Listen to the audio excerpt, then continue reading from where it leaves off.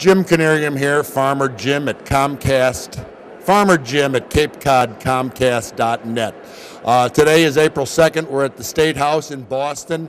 It's Agricultural Day, and we're going to do a series of interviews with young farmers, old farmers, state legislators, senators, and if we're lucky, we're going to get Governor Deval Patrick. There's one thing I need everybody to remember: farming is involved in everything that you do in your life. So today we're going to try to get the important facts of farming in Massachusetts out. Thank you for letting me come into your home.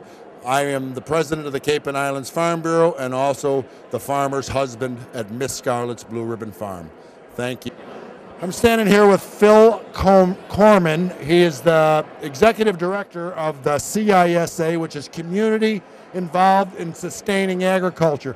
Phil, give us just a couple ideas of what's going on with your organization and what's the meat of it. Sure. So our organization, we are the longest running buy local organization in the nation, and we've now been doing it for 20 years.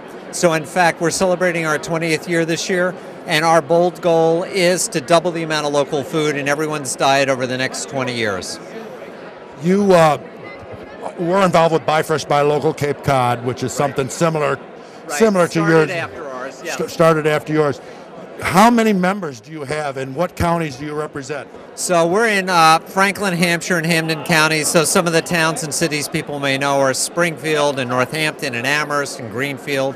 And we have 225 farms that are part of our Be a Local Hero campaign, 50 plus restaurants. We have food retailers, hospitals, universities, and even retirement homes. What about farmers markets? Farmers markets are not members per se. They receive support from us. But actually, winter markets started first in our neck of the woods. They started in 2008 in Greenfield with a one-day market.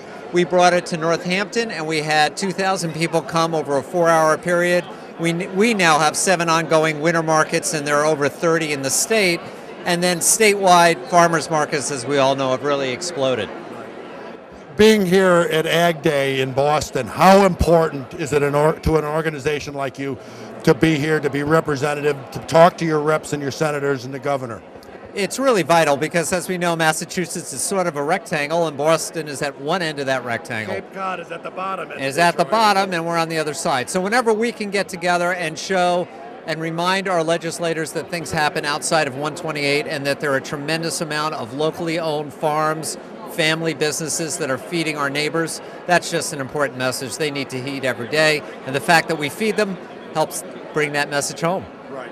Now, for my Cape viewers, if they want to get information about your CISA, how would they do that? So they just go to buylocalfood.org. That's all they have to do. We have great partners throughout the state, other buy local groups, but we're a bit bigger than all the others, so we oftentimes are providing some additional support to everyone. And also, if you're coming to Western Massachusetts, there's just tremendous farm festivals always going on. Phil, it's my pleasure to meet with a man that's really promotes nutrition, local farming, good food.